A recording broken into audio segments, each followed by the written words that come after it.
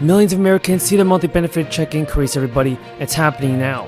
Households with low income will be able to claim extra relief money starting this month. Lawmakers have approved new legislation that would allocate billions of dollars towards new crisis relief assistance programs. The Department of Children and Families also announced that the Florida application for Disaster SNAP program has been approved.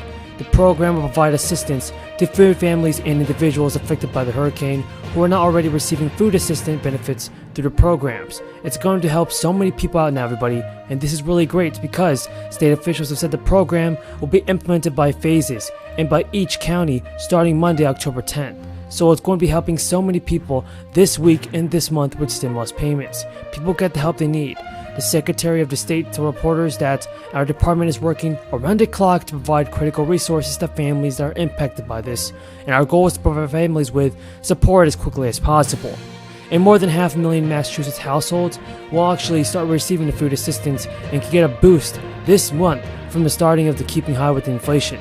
Now, Massachusetts Governor Charlie Baker has actually announced that 550,000 households will participate in the SNAP's program, and we'll see an increase starting in the October 22 benefits. And those receiving SNAP benefits will get a 12% increase, with households seeing an average monthly boost of $25 to $30. The federal government adjusts SNAP benefit payments yearly to keep up with inflation, and Baker's office said that this recent increase reflects Massachusetts residents and the cost of living and fight hunger and food insecurity across the state. The Department of Transitional Assistance Acting Commissioner said in a press release that SNAP is a critical tool in providing individuals and families with the financial power to buy the food they need. It also plays an important role as an economic stabilizer, providing an influx of federal dollars into the state's economy, supporting our grocery stores, corner stores, and local farms. Utility costs for Massachusetts has also influenced SNAP benefits. Over the summer, the state got an approval from the federal government to adjust the heating costs used to determine the new benefit amount, reflecting the regional rise in utility bills. The administration says it hopes to have a continued SNAP emergency allotment and free school meals for all residents and students this year. In Hawaii's minimum wage actually increased to $12 an hour. The increase will mean an average of about $300 more per month for workers at that wage, but it could also impact their ability to collect food SNAP benefits. The SNAP program is based on gross monthly income, and Joseph Campos, the deputy director for the state, has said that the state will help those on the cusp of losing their benefits when the time comes for the review. He added the federal government will use the offset wage increase when they up the requirement for those receiving food stamp benefits.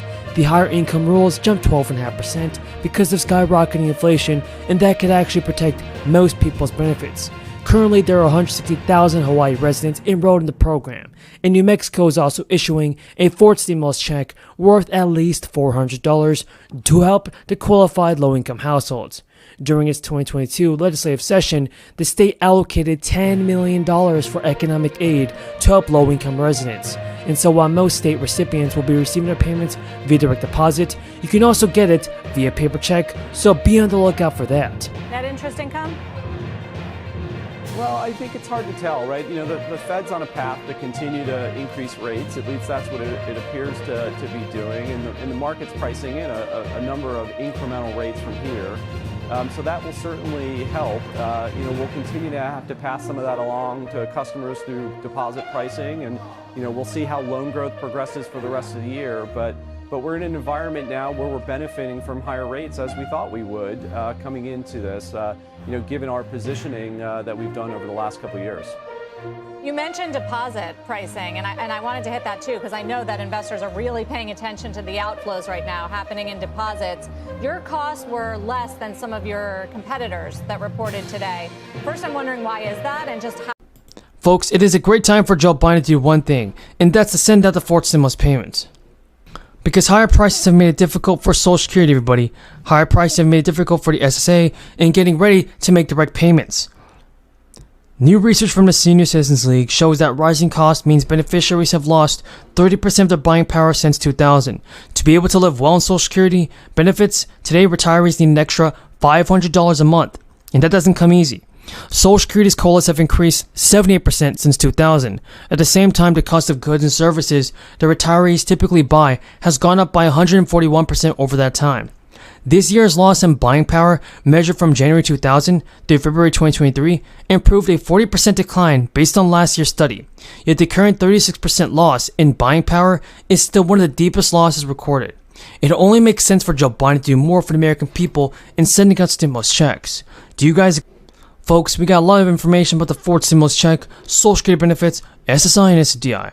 Continue watching this video because you definitely don't want to miss out on this. Joe Biden has a lot to give.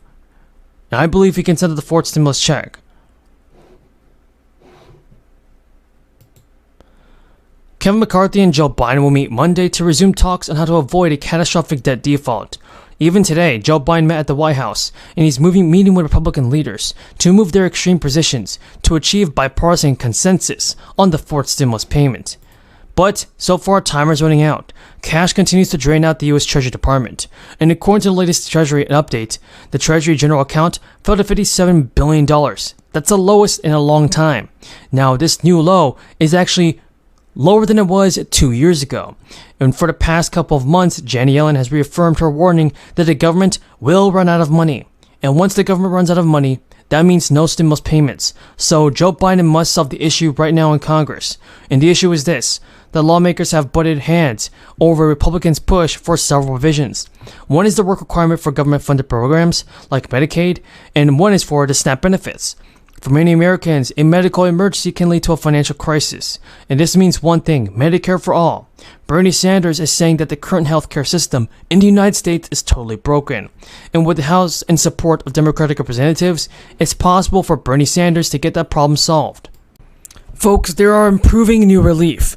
The lawmakers are passing a bill that provide. Before you file your tax return, you need to be on the lookout for two important letters from the IRS. Let's walk through what those mean. People who received a third stimulus check are going to get a letter labeled 6475. This will help you figure out if you received the stimulus check that was issued in March, or if you should claim the recovery rebate card on your tax return in the spring. The second letter is for anybody who received monthly child tax credit payments. The 6419 letter is going to tell you how much money you received in advance. So the lawmakers have ended sessions for the year, and it probably won't happen in 2022. If it does eventually pass, those who are eligible stand to receive a one-time check of $500 for single filers and $1,000 if you're filing jointly. Montana also has $1 billion budget surplus for the year in two separate proposals. The Republican factions within the state legislature have introduced bills to return that to residents' taxpayer rebate programs. One proposal suggests $1,000 for homeowners who paid property tax and $1,200 for residents who paid state income tax. The other proposal asks for a $3,000 income tax rebate. A substantial 2022 budget surplus is also the focal point of a new bill in North Carolina. It will put money in the pockets of residents. There are $6.5 billion at stake. Democratic lawmakers have suggested using it for $200 gas tax rebates for the local taxpayers just to help combat the high prices of fuel. So like in Montana, some in the local state are pushing back, preferring to reduce the income tax rather than issue a one-time payment. There's been no decision on this proposal yet, but according to many low-income households with extra financial assistance, these relief programs are being funded through the American Rescue Plan Act. For weeks, we have been talking about the price of gas and we've been feeling it, but some relief could be on the way. House Democrats